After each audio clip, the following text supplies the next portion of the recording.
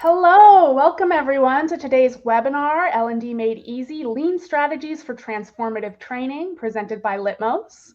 Thank you so much for taking the time to join us today.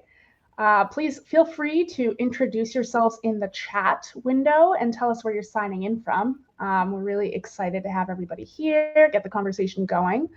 But we're going to wait for some more folks to trickle in. And while we do that, I'm just going to go over a few quick housekeeping notes and introduce our speakers and go over the agenda a little bit. So to get started, I wanted to let everybody know that you'll be able to interact with each other in the chat window, as I mentioned, which is to the right on your webinar console. And you'll also notice under that chat window a Q&A window. So you can use that Q&A window to send us questions throughout the presentation. And myself and the rest of the Litmos team are on the back end. We're going to do our best to respond to as many questions as we can in real time, but we'll also be saving some of your questions for a live Q&A portion, which will happen towards the end of this presentation. And just know that this webinar is being recorded, so if you miss anything, if you want to rewatch it, you will be receiving a link to watch the recording shortly after the session concludes. And you can access the slide deck, a copy of it, in the resources section on your console as well. And you'll also be able to access our L&D Made Easy ebook, which goes into a little more in depth into what we're talking about today in that same resources section. So with that in mind, I'd like to introduce our speakers for today. We're joined today by some Litmos superstars. Firstly, Pam Ramsbott, Litmos's Director of Global Talent Management. Pam, would you mind telling us a little bit more about your role here at Litmos? Sure, I'd be happy to. Hi, everyone. Thanks for joining us. I'm excited to be with you all today. So my name is Pam Ramsbott, and at Litmos, I'm the Director of Global Talent Management. And really my focus here is on many of our performance management processes and programs. I spend a lot of time in leadership development and enablement. And also I'm working towards building a culture of learning using our Litmos system and content. So it's been a really wild and fun journey here at Litmos. I also have a master's degree in instructional technologies and adult learning. And over the course of my career, I've had many, many roles in learning and development teams, from leading teams all the way to instructional design and learning administration. It's a great opportunity to be part of a learning and development team in all facets. And I've loved all of those roles, and hopefully we'll be able to contribute some of my learnings here today with you all. I have no doubt you will. Thank you so much for joining us. And we're also joined by Litmos' Senior Customer Training Architect, Ryan Lee Morris. So Ryan, what do you do here at Litmos? Oh, that's a good question. Officially, I'm the Senior Customer Training Architect. Some of my responsibilities include running our Admin on Demand program. So any of our customers that need some additional help performing tasks and duties in their Litmos accounts, they can outsource those to me and my team, and we take care of those for you so that you have time to focus on new learning initiatives and launching new trainings. And then in addition to that, I also am the LMS admin for our internal and external training environment. So if you're one of our customers, that's our Litmos Dojo. And if you are one of our employees, that is our Leniverse. So making sure that it's optimized, running efficiently whenever a team or a department needs to launch a new training, helping them get that set up and then launched out to their users. You're a learning hero. Do my best. Last but not least, we have our Learning Services Manager, Adele Pfister. Adele, can you tell our audience a little bit more about yourself and your work here at Litmos? Yeah, I'm very excited to be with Litmos the last almost 2 years now, which is where I met Ryan and Pam, obviously. I work very closely with Ryan, and we offer kind of a new learning services program. In the past, I've always been, a training manager. Way back when I was a training specialist, I've always been an LMS admin. And so this is the first time I've kind of taken on external training, particularly instead of internal. I've always sat in HR, worked in different sectors and market segments, but I'm really excited to be in ed tech and focusing on how can users be the most successful and the most engaged with our ed tech tool and offering, which is Litmos, right? Really heavily specialized in e-learning specifically and content design. But I do have my bachelor's of science in instructional design. I've always been a teacher at heart, whether I'm training horses or if I'm training people. So it's kind of just in my blood, I'd say. And instructional design was a really great fit. And here at Litmos now, we're kind of taking all those skills that I've gained throughout, many years and trying to do the best for our customers, but also providing professional services when it comes to training solutions. So work side by side with Ryan. And we do now offer various services, including like content conversion and also being in charge of the dojo, which is under this huge revamp right now and renovation that we're really excited about to get all of our coursework and content up to date.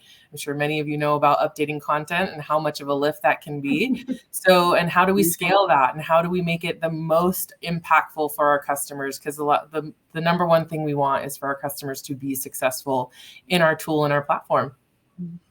That's a brilliant way to end the introductions because it dovetails so nicely with what we're going to be talking about today. And I really thank you all for introducing yourselves and giving us more of an idea of what y'all do for Litmos.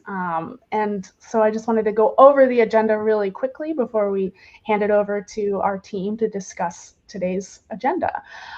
So we'll be, first of all, exploring what Lean L&D is, what Lean learning and development strategy looks like. We'll also be learning how to align learning objectives with organizational goals and how to take a skills-based approach to L&D, how to get leadership buy-in, and the best ways to streamline L&D for everyone in your organization, from learners to admins to managers and instructional designers and everyone in between.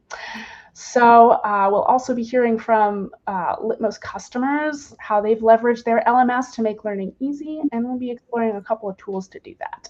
So without further ado, I'd like to hand it over to Pam to get us started. Great. Thanks, Liz. Thanks, Ryan and Adele. Chime in anytime. This is we're going to popcorn a good bit and hopefully have a chance to hear from everyone throughout this presentation. So Adele, you kind of kicked us off with, with making learning the most effective it can be. When I think about what is Lean L&D, the word that really resonates for me is optimization. Here we see from the Lean Enterprise Institute, they define Lean as a way of thinking about creating needed value with fewer resources and less waste. It's also a practice consisting of continuous experimentation to achieve perfect value with zero waste. And it's this combination of both a way of thinking, and also a practice that occurs together. So Lean really got its roots in car manufacturing. If you've heard of Lean before, you might think about it as a kind of manufacturing process. But when we think about it, it really has lots of applications in many types of industries, and can be thought about within many programs and projects. So one of the core principles of Lean is defining value. It's one of the first things you do when you're thinking about a lean process. And so how that really resonates for L&D is when you think about learning value from the perspective of the customer. And in this case, the customer is the organization. So, we think about, is the customer willing to pay for something, or what's most important to the customer? So in our world of L&D, with the customer being the organization, when we're thinking about creating training and where to invest our L&D resources, we want to think about what's most important to the customer and to the organizational success. And that's really a focus of how do we use our resources? How do we spend our time? Should we be building things or creating programs that impact a small number of people, or should we be really thinking about optimizing and how can we maximize our resources and our instruction to make sure we're impacting the largest number of people within our organization, or the largest business need that we have within our organization? And Ryan and Adele, if you have anything to add there. Yeah, what I love the most about this quote is the continuous experimentation part.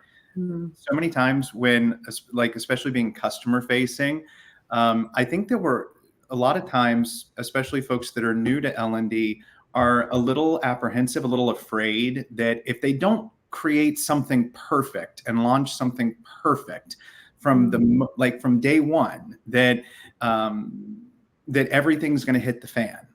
And the point of having a lean process is continuous improvement. So when we have identified what the needs are, and then we try something to address those needs. We're big fans of process docs here internally, because a lot of times the need is just a desire for information. So we just need to know something. It doesn't necessarily have to be an e-learning course, but perhaps you launch a process doc to solve what you think the need is, and then you discover through feedback. You'll probably hear us talk a lot about the systematic approach to instructional design. Adele has drilled this into me over the last 2 years. So if we're collecting feedback and we see that the need is not being fully met, then we experiment with something else and we keep trying. I love this, Ryan. It's a test, right? A test of change. So rather than going out and creating the most beautiful and the most multimedia and the most, I don't know, fancy thing we can create to solve our learning challenge, let's maybe start small and start with something that we can see if it's going to work and get some data and feedback, and then maybe we go for the fancier version. But that helps us optimize our organization and our resources within our learning and development teams. Absolutely. Thanks.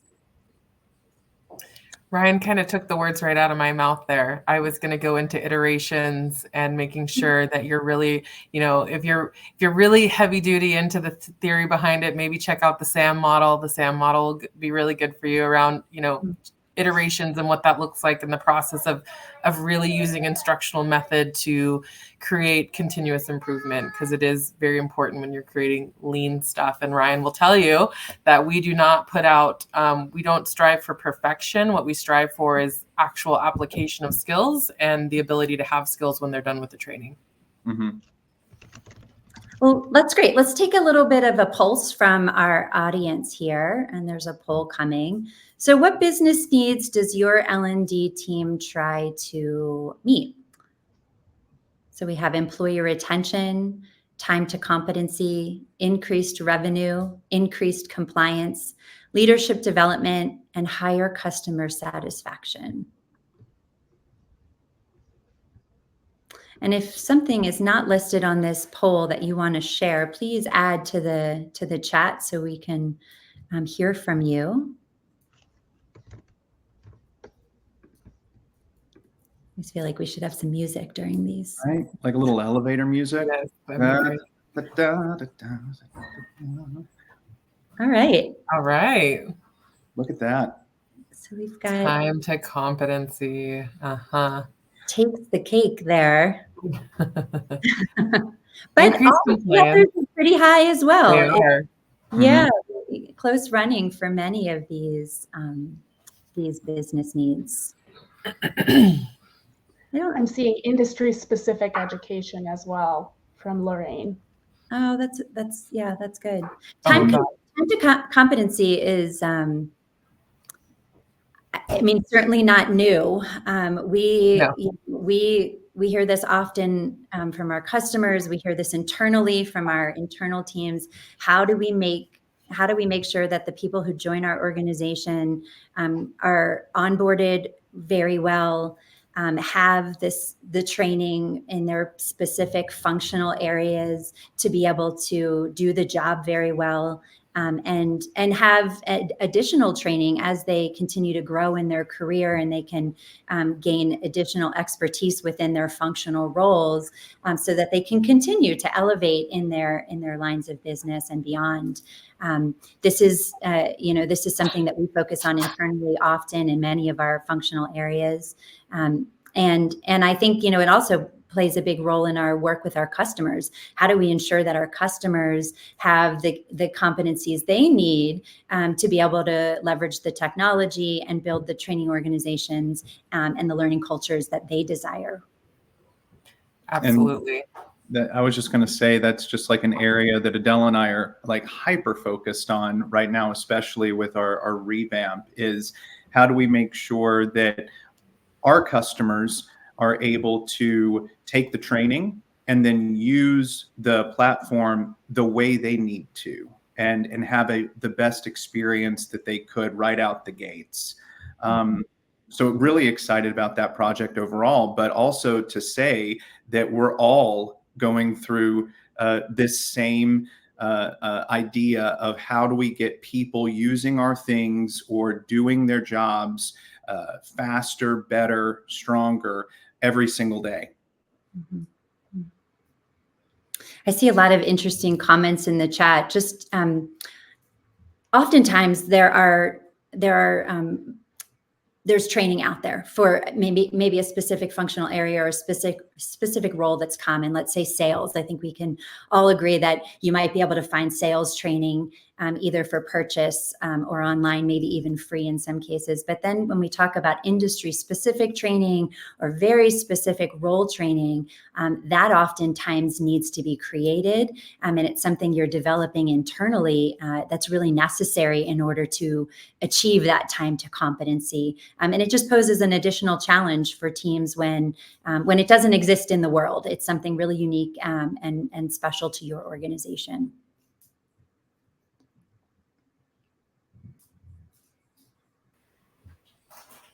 All right. Oh, my favorite. Oh, Ryan. Do you want to kick us off here? No, this is your expertise. I just really love it. I love that you love it. Yeah, alignment of learning objective with organizational goals. This is a powerful action here. When we can align the work that we do in learning and development with our organizational goals, we're able to demonstrate the value that we create for organizations. Learning is an accelerator. People are an accelerator for organizational growth. And so this is incredibly important to make sure that what you're creating, what you're building in terms of your learning programs and capabilities are really aligned to what your organization needs for success. And that you've had those conversations with your key stakeholders in your organization to ensure that there's alignment. We often think about the learning objectives from the perspective of the learner, right? What is the learner going to know and do? And that's also very, very important. But that, kind of next level up when we can ensure the learner is going to know and do what they're going to know and do after this training. And it's going to tie back to the organizational outcome and performance of the organization. So making those connection points is really important. But when we think about specifically learning transfer, it's a challenge. It's a challenge for learning and development professionals. It's bigger than just a great training, which we all aspire to design and deliver. Really fantastic training that's relevant and engaging. But there's some other factors that we really need to consider. Maybe Adele, if you want to talk to some of those factors when we think about learning transfer. Yeah. So Pam, Ryan, and I are all big believers in application, right? And I particularly, if you ever sit on a workshop with me, you will know that I'm going to preach around application in a safe space, right? So used to work in finance, worked for a manufacturer, lots of different learning environments, but every time, no matter where I was at, even online retail, and even here at Litmos for our customers, you have to create that safe space for practice, right? So, and the practice is allowing them to practice exactly what you want your outcome to be. So applying those skills somehow, some way, so that they can start flexing those muscle memory and those muscles. Even it could be physically, it could be a kinesthetic skill that they're learning, right? So we need to give learners a place to practice and apply skills. Now, sometimes it's kind of difficult to get them to be able to apply skills within the training and the learning, but it's not impossible. I will tell you that. Even in e-learning, it's not impossible. And so one of the biggest things I try to do is really look for ways for learners to be able to really apply their new skills, whether it be through recall, whether it be through demonstration, whether it be through maybe some shadowing and some, I'm losing my train of thought here. So why can't I think of it? Oh, well, it'll come back to me. But demonstrating is a great way, and even recall. But I love that, using the content author tool, and no matter what e-learning content author you're using, there are ways through our interactive components that we can bring in that application into our training. So it's not impossible. And the other thing too, I love that it says start small here when we talk about lean specifically, right? So we do this here at Litmos as well, because we know that it really works. And so what Jen here and Pam are talking about on this slide, when it says start small, we really do that. So we start with maybe content outlines and listing out our objectives. When we look at our objectives, we do prioritize what's the most important. And so from there, we're able to pick out a few of our objectives. We'll build maybe a content outline around it, and we'll put that in front of our subject matter experts and our stakeholders and even our learners, because we don't want to belittle our learners in any way. Oftentimes they have the most valuable knowledge for you and the most valuable feedback. And we'll put this in front of them before we even start designing. And we'll say, does this look right? Yeah, that looks good. They'll have some feedback for us. We run it through the content author tool. In this use case, another use case would be that I would set up a slow line, right? If I were in manufacturing, I would take steps to set up a slow line. Let's say people are putting together some sort of contraption or a part of an engine, right? I would start slow, and then I would gain feedback on that. So let's see how this slow line went. Let's see how this few pages of our content looks in the e-learning design. Put that in front of stakeholders and few learners, see how that goes. They're going to have feedback for us there. And all the while, we're starting to really execute on our learning objectives, and we're starting to really scaffold that out. So we create in iterations, and we can get feedback immediately, and we can make it better and better with each iteration as we build upon what we've already created. So that's one of the best ways I find working lean within, the Litmos platform, but also just in training in general. What I love so much, Adele, about your process with that is, you mentioned putting it in front of stakeholders, putting it in front of executives, leaders, learners. And the reason why I think that's so valuable is because as you're putting your iterations in front of them and your ideas in front of them and your outlines and getting their feedback, you are also getting their buy-in. And that is true. It really, really helps when, 30 days from now or 60 days from now, and you launch that training, and they've been talking about it this whole time with their teams. There's this great training that's going to, help you get better at this or that, or help you understand something.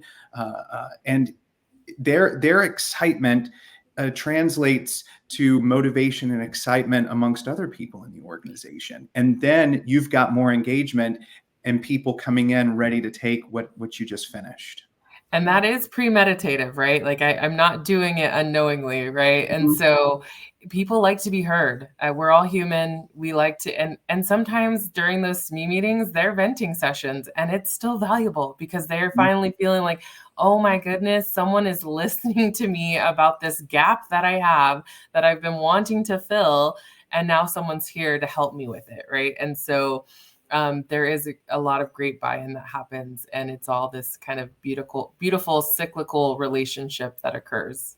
And it really is, Pam was talking about, this culture of learning and trying to build it and foster it. And I think it's very pie in the sky to say, I want to build a culture of learning. It's a wonderful goal, but how? this is how Yeah. we're talking to these other people in our organization and encouraging them to give us feedback and help us understand something that they're doing or a gap that they need to have filled. This is how we promote a culture of learning, not just launching 10 courses a month. Right. Yeah, let's avoid the checkbox learning. That would be great. Compliance you have to do. I will admit that, we all have to do compliance, but and it still holds value. That's the other thing, especially in a lot of high stakes industries, compliance is still valuable. I think we'd be remiss not mentioning the importance of our managers in these processes and in learning transfer. Adele, you mentioned earlier a supportive environment.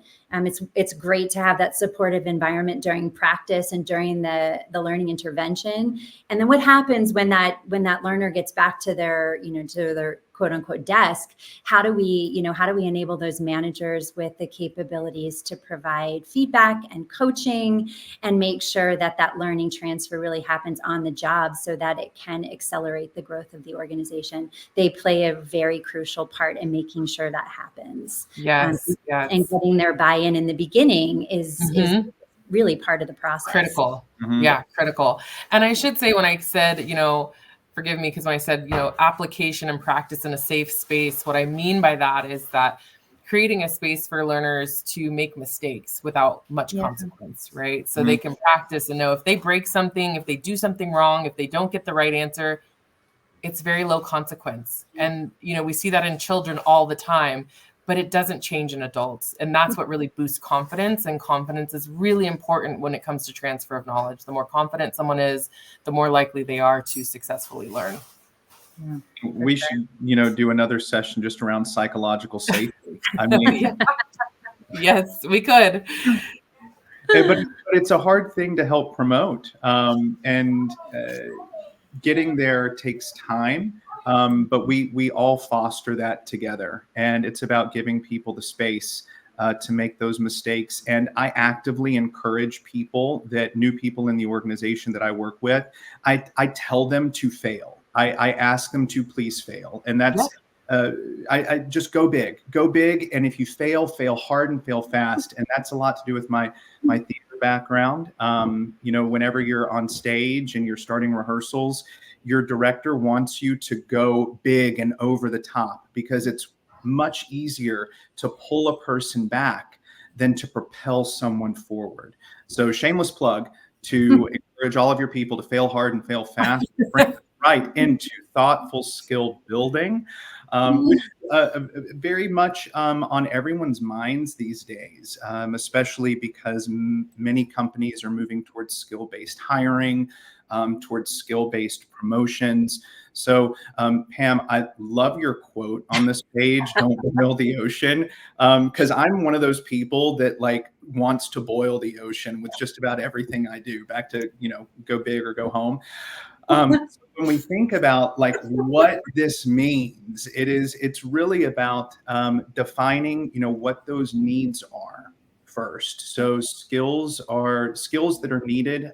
You're running needs analysis on your learners, and I chunk these out into things that someone brand new in a role needs to know to do their job. So what are the skills that they have to have in order to perform their job well?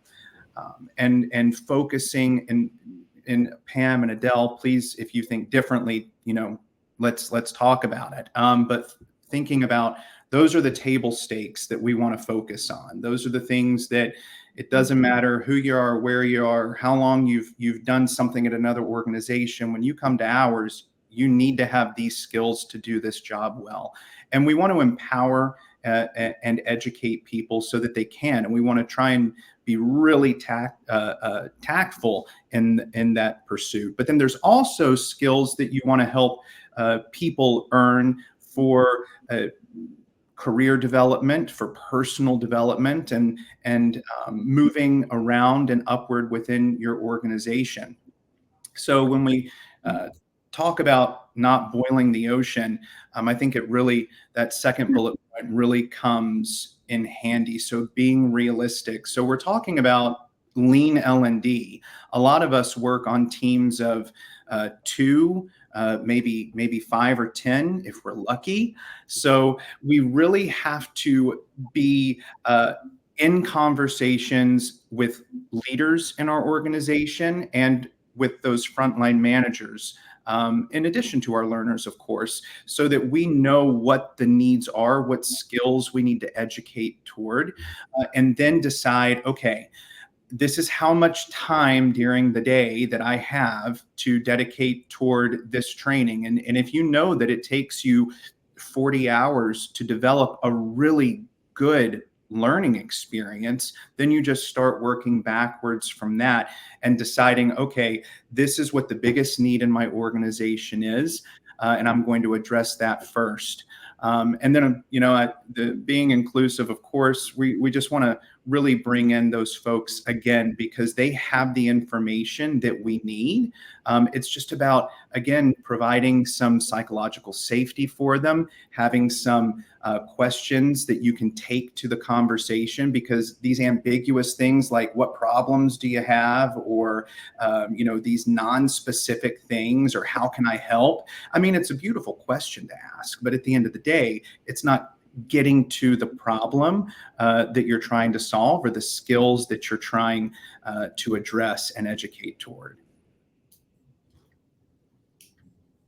Yeah, I think here, like, don't boil the ocean is really, don't get so overwhelmed with the hundreds and hundreds, maybe thousands of skills you could think about training within your organization. It can get very overwhelming if you're thinking about it so broadly, and in developing those skills models, and then in turn building learning and development programs to achieve those skills.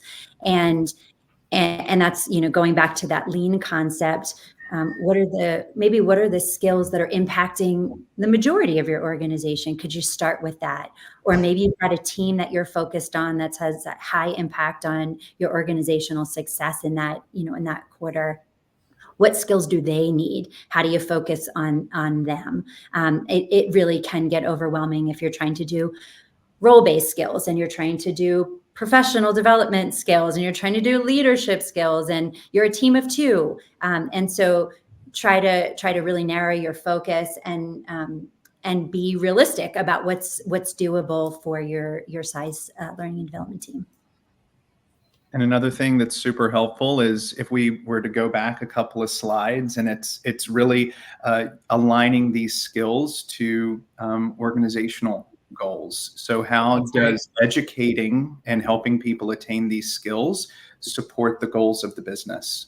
And that's your map, folks. If that's what if you're trying to figure out how this all aligns, that's your dotted line, so that when you're going to your CHRO or your CEO and you're trying to help them understand the impact of your training, we developed these skills, and this skill is tied directly to this organizational goal that you gave us. Yeah. And it provides real clarity for your learners as well. They know, in my role, these are the skills that I need to work towards in order to achieve in my particular role. This is what my organization has said is important for me to do here in this role. And so, as much clarity as we can provide to our learners, it does help them with their own personal growth and performance, and it helps our managers again be able to coach and provide feedback that's helpful and useful. Absolutely. Fantastic. And that will be a perfect segue to our next poll question. So I will go ahead and, Liz is on it. Thank you, Liz. How challenging is it to get leadership approval or endorsement of your L&D initiatives? A, very easy, B, easy, C, difficult, or D, very difficult? I think we've all been in all of these categories before, but where are you at right now? Depends on the ask, right? Yeah. Cue the elevator music. I know, our Jeopardy music. I have Jeopardy music in my head. Oh, look at that. No, very easy. Yeah. Easy and difficult. Okay. Yeah, some very difficult. We feel you out there. It happens. Oh, here comes a very Yeah. easy. Okay, I think we got one. Very easy. Oh, okay, good. It's nice to know that sometimes it's very easy. I know. But difficult, that sort of takes the win here at it's moving a little bit, 53%. Yeah, this can be hard. This is a challenge for learning and development organizations. How do we ensure that we can demonstrate the work that we're doing is adding value to the organization? It's worth the money. It's worth the effort. It's worth the time. These programs that we put in place really do accelerate our growth in organizations. And we need to be able to demonstrate that in some meaningful way to our executives so that Yes. it becomes less difficult to say yes. Yes. And I really have to give a shameless plug for Adele and her L&D Mastery series. So check it out if you haven't, because one entire day is dedicated toward ROI. And at the end of the day, leadership is predominantly concerned with dollars and cents and how we're spending our time and how that time impacts the bottom line. And that's okay. That's their job. And it's difficult for a lot of us, especially like those of us new to the L&D space, to prove how training, why we should invest in it, and how it's positively impacting the business. Mm-hmm. And one of the best ways you can do that is learning how to communicate in dollars and cents the impact that your training is having on the business overall. And then you'll be surprised once you start doing it. It takes a little bit of practice, but you'll see that difficult meter start to go down and the easy meter start to go up. Yeah. Even if you've been in learning and development for a long time, communicating in dollars and cents can be near impossible when we're talking about human performance. And so I like to think about getting that alignment in the first place. So what are we trying to do and how are we going to measure? And when we have clarity with our stakeholders about how we're going to demonstrate that success, it's helpful at the end of the program to say, see, we did it, versus let me try to figure out how to justify what I've done. So really starting in the beginning with measurement is a great strategy to be able to tell your story at the end. 100% agree. And I'll even bring measurement into mind pretty early in the process, right? So when someone approaches me with their gap or their problem and I'm looking at it, I'm running a needs assessment, I'm talking to my target audience analysis. Once I really start looking at things, even in analysis phase, I will begin to think, how will I measure this? What's the most impactful way to measure this? What is going to speak to my leadership team in the most valuable way? So I wouldn't save measurement for something that comes at the end of your design phase. I would encourage everyone to put that really early on in your analysis and design phase, because it's going to pay off in big dividends if you think about it early. And there's lots of ways to do it. I mean, there's NPS, there's quizzing and assessment, of course. I mean, people have their own master's degrees in, adult assessment, right? And there's also just general feedback and surveys. There's, if you can find the data that shows before and after when it comes to process efficiency, that's a great way to do it. There's lots of ways to measure, but I hope and encourage everyone to really put it in the forefront of your planning. And wrapping up this poll question, I just want to say that I agree with Barbara. I want to hear from the person that responded very easy and know more about what's going on over there.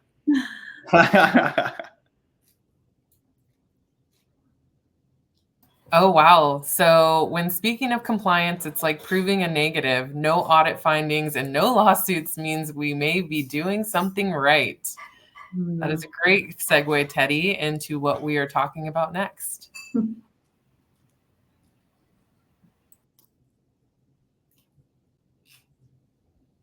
Approach to that, going from Lisa's asking, going from paper to online can be hard for frontline workers with on-the-job training. Did you encounter any challenges with that, or how did you get buy-in for that one? I think what we launched to our head office team pretty fundamentally first. So we just launched it because we knew we'd have engagement with that group of people. But what I did is we looked at some areas within the business. So our safety and compliance manager was the one that we targeted, Steve Wren. We actually targeted him and said, what are you doing now? And what we found he was doing was lots of toolbox talks. And toolbox talks that were taking him over, half an hour to do. But we had core staff. So we had individuals that were coming in that were labor hire. So he would have to go the next day and retrain all of those. So we really sat down with him and said, look, we can make this easier for you. We can actually put some of these courses online and we can then see the engagement. You'll be able to see who signed off really, really easily. It won't be manual, and it will save you a lot of time. He was a bit bar humbug, to be honest, to start with, but I think we needed one. I mean, I'm really, the TED Talk, the lone nut comes to mind. We really needed one guy that we could say, let us show you, we'll do all the work for you. Let us help show you the way. And we did that. And so the first year we just took his pure documents and we just put them online. And from that point on, we were saving lots of hours of his time. We were also making sure that every member of our workforce, because we could track it, were done. We worked out there was some bit of, they couldn't all jump online. So we ordered more computers downstairs. So we made it at the beginning of their shift that they could come in, they could jump online. And then the second year of that, after we saw a really good compliance and completion rates, we were audited. And we're audited not only by Lint globally, who come in and check our manufacturing, but also, from our compliance pieces from the government within Australia. And we had outstanding results in training and completion records, and they were really easy to grab. So from that point, he was on board, and that made the rest of the flow really, really easy. And that was our video from Dr. Jill speaking with our two gals from Lint down in Australia. And it was just a nice showcase of really being able to visualize how you can really save time, effort, money, but also create possibly even more engaging and more impactful training using the right tools, right? Which with this would be Litmos itself. So really nice conversation there. Kind of a heavy focus on compliance. And so with that, we are actually going to talk a bit about this next slide and how we can make learning lean and easy using one of our latest features from Litmos, which is our AI assistant, which will be out very, very soon. So how does Litmos AI assistant work? Our core experience is centered on asking questions to find information using natural conversational language, just like you might ask Siri or Google. Let's start by selecting the AI assistant icon. Once selected, a chat window will appear. Select New Chat. Let's ask a simple question. Do you have information on GDPR? The AI assistant thinks, and before you know it, you have a response in the form of a conversation. You'll notice that this information displayed is followed by course cards, so you not only feel good about the content in the response, but it's also clear where that information came from. These are citations. And we have 2 courses as source material from the Litmos library collection, not the outside. Now that you know where the AI assistant is sourcing its content, we can ask some follow-on questions, such as, if I'm in the UK, can I handle data from the EU? And you can see that here are a couple of courses cited again from the Litmos library. Let's ask another question. Does GDPR apply to me if I'm in the US? Once again, the AI assistant is thinking. That is, it's compiling information and surfacing the most relevant course information in order of relevancy. Let's look at the reply and all the information on the card. If it seems valuable, but you don't have time right now to take a course, we can ask the AI assistant to summarize it. The information is being compiled and formatted in a way that makes sense as we're waiting. And here it is. It seems like a pretty robust summary. Let's review and see if it makes sense and answers our must-know questions. Notice that the text is designed with key takeaways and framed as the purpose of the course. Now, if we click the course shown, we can launch it right from the AI assistant and see it in our library. When we see that this is a relevant course, we can go ahead and assign it. And there you are. the AI assistant has assigned the course to me.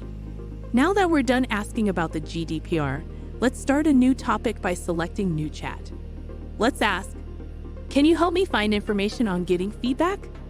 Here we have some information, and again, the course card is displayed, so we know where this information has come from. That citation can give us confidence in the material it's drawn from. And again, it's from our very own Litmos library, not from a public source outside of the library collection. We can also ask the AI assistant for recommendations in a conversational way. Would you recommend this to a manager?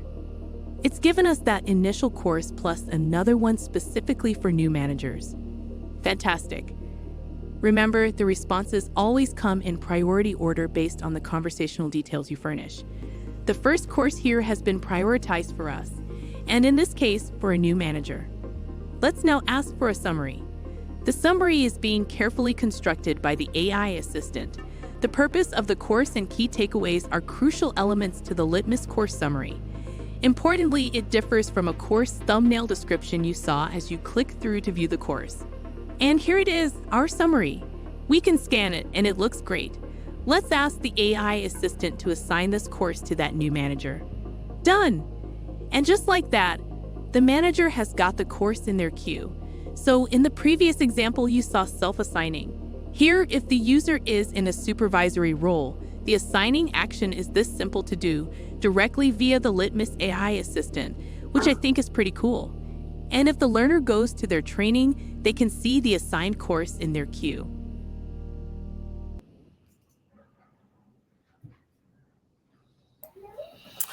So Ryan, Ryan has been using the AI tool quite aggressively the last few weeks. He is already a master within the tool itself, which is really exciting.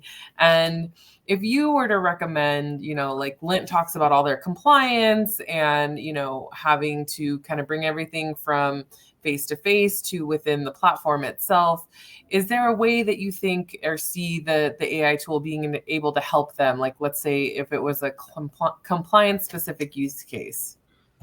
Well, so one way that, to answer your question first, yes.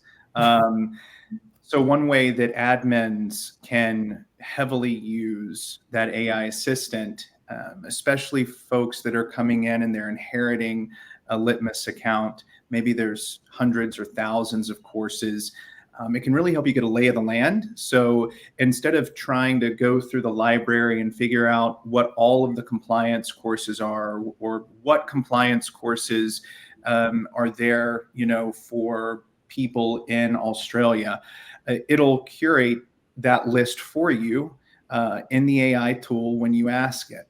So for us admins, it helps us figure out like what content is relevant. Like it said, it's serving up the most relevant, the most recent versions of courses that apply to the users in that region. And it's also listing them in importance too. So it's a way for you to quickly see what I have access to, and then even help you develop a compliance plan for people in a particular part of the world. And then on the learner side of things, when we want to talk about engagement, like one of the biggest challenges that a lot of people have is the dumpster fire of the library. And it doesn't matter what LMS you're using. Like eventually, No, it doesn't. unless you are just constantly cleaning, which we all should be as good LMS admins, it becomes a dumpster fire. So how do we make the LMS friendlier? How do we make the content readily accessible and available? So when I want to know how I can better or level up my Excel skills, so I can just ask the AI and it tells me. Right. I don't have to go and try and type in these keywords and search by topics and all this, that, and the other. I can get an answer right there and see the most relevant Excel course and then start taking it. So I personally love it. I've also got a couple other use cases that I'm using it for, specifically around assets. And I can't wait for all of you to hop into the dojo in a little bit when I'm back from holiday. And be able to ask questions about the Litmos LMS and get an answer right there in the dojo. We are literally preparing for this through course descriptions, course titles, updating content. We are literally preparing to feed the AI assistant tool the information it needs so that you guys as learners can go in and say something like, how do I add a user in Litmos? And bam, there's your results, right? You get a course that shows you how to add a user in Litmos, as easy as that. So we're really excited. Ryan is not exaggerating when he says he is preparing, and we are preparing to do this for our learners, and we're very excited about it. AI is, it's pretty cool. We're kind of, here at Litmos, we're kind of innovating in a major way because we are the only LMS with an in-house built AI tool, and our product team is really pulling it off. So very cool. Last little tidbit I'll give, or like what I'm really excited about. So one of our customers that I help in the Admin on Demand program has a pretty robust training program for employees, but also for college students. So they can come and intern and they can get college credit when they go through this entire program. And the end of the program is a 24-ish question assessment that is completely situational and all free text, all essay type. And so they have to demonstrate that they understand like Pam was talking about earlier, the application of the learning in a real life scenario. So they have a fairly centralized grading.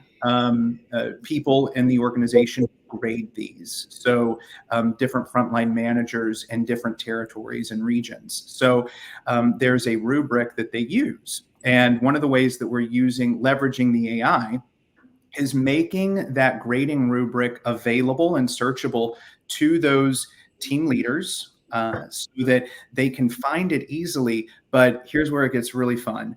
They can ask the AI how they should grade a specific question, and it returns a fabulous response. I was so happy when I saw it just yesterday. So there are several applications, several different applications you can use the AI for to make your life as the admin, your team leader, your team admin's lives, your manager's lives, and your learners' lives a heck of a lot easier.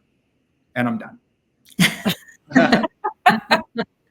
Little excitement there, I hear.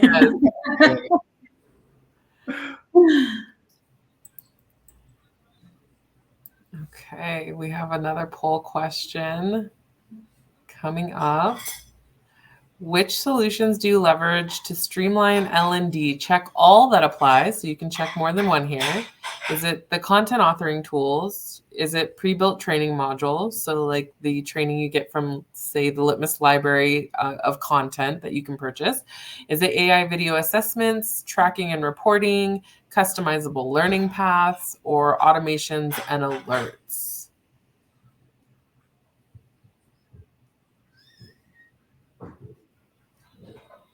Any guesses out there? Oh, content authoring. I'm gonna say A and D, which is tracking and reporting, and content authoring tool. Yeah, it's a big one. Tracking and reporting, yeah. Yep. Customizable learning paths is up there. Well, it looks like y'all are using some of the most important features of our learning management system to really streamline your organization, hopefully to make your lives easier and the lives of learners easier, and the learning administrative folks out there. This makes their lives easier as well. So this is fantastic to see. And if you aren't using the content authoring tool, please start. Give it a go. Give it a go. And like one of my favorite use cases is like Adele is out of the office and she's on holiday, and I get pinged from somebody somewhere about a CAT module that needs new information added to it. And all I have to do is log in and make the change and hit publish, and it's done. It's ready to go. That's it. So you want to talk about streamlined? It doesn't get more streamlined than that. Absolutely. Absolutely. I love the content author tool. So Liz is perfect. Liz, thank you. Liz is going to move us on. So good timing. Your guys' sentiment aligns perfectly with a couple of our customer success stories. We're going to make these really quick because we're getting short on time. We want to make sure to do some Q&A with you guys. But Conidium, for example, is a software company. They specialize in tech solutions, and that runs the gamut of like sales performance management, pricing and insurance, but also professional services. And their use cases were really heavily focused on cross-training and growing the business, right? They needed to be able to onboard and cross-train as quickly as possible, but also they had some career development they wanted to focus on and product training, right? They're a software company. They probably have some platform training they need to do, especially when it comes to that cross-functionality. And they really were, they hadn't really, they had dynamic time zones, right? A lot of us are dealing with multiple time zones. They only had 2 admins for 150 employees. So I bet a lot of you can relate to that. And they had multiple, nope, they didn't have multiple languages. That's the next one. But they really had this global need for lots of different training. And they were able to use Litmos and the content author tool in particular to really hone in on their needs and meet those needs using the content author tool. Because what does that create? That creates individualized self-paced e-learning that is reportable and trackable. But again, with those using those interactive components and knowing the kind of keys and tricks to using those to apply skills, they were able to really succeed in that cross functionality. And just some core highlights from what they reported to us after they implemented Litmos and even more specifically the content author tool. They had over half of their open roles in 2023. So like job opportunities were filled with existing employees who were cross-trained using Litmos and the content author tool. Pretty big deal. The team has grown approximately 20% in the first half of 2023, driving 24% year-to-date revenue growth. They tie that all into their training initiatives right now. Trainings range from entry-level hires with minimal experience to more seasoned consultants and architects. And as they gain knowledge on the newest insurance product feature, Conidium was able to rapidly develop and deploy virtual training for immediate 5 times knowledge expansion factor, as well as making the module available as part of the learning path for all new hires as cross-trainees going forward. So they were really, oh, here's the big one though. We don't want to miss this one. In addition, Conidium's onboard average time frame to train and staff a team member averages around 30 days compared to the industry average of 110 to 140 days. Wow. So that's a big deal. Yeah. So well done, Conidium. Really excited to partner with these customers here. And thank you for sharing your success with us. We really, really love seeing data like that. Up next, if we wanted to move on to the next slide, we've got, Southern Carlson. Sorry, I had to find my place for a minute. So Southern Carlson was a very similar situation to a boat that I had been in and a ship that I had sailed. They're more of a manufacturing style company, right? So we're kind of running the gamut here from tech software all the way to manufacturing. They supply construction materials and industrial supplies. They had about 1,300 employees, and that ranged from US to Mexico. So they actually had 2 languages that they needed to deliver training in. And the big thing for Southern Carlson is that they went from doing face-to-face training amongst 1,500 plus employees across the world to bringing it all into the content author tool, creating that global scale that we just talked about with Conidium, allowing them to really deliver training when the learners needed it. But also, these were employees that didn't have desks, right? So they were doing everything face-to-face, which was resulting in lack of consistency, lack of accountability, very hard to track accurately, right? So by bringing everything into Litmos and creating some computer lab type scenarios, they were really able to overcome some big milestones, especially around compliance and safety. When you work in manufacturing, we all know you have to have monthly safety trainings. It needs to be easy to update, right? If you're creating and producing training that often, it needs to be easy and scalable. And that's what the content author tool did for them. They also used our assignment feature. Litmos Assign allowed them to create over 400 different rules using the Teams architecture. That was a big thing for them. They really needed to create an easy and clear picture of their organizational architecture, and using Litmos Teams, they were able to do that. And by doing that, they created segments of employee role and location and hierarchy.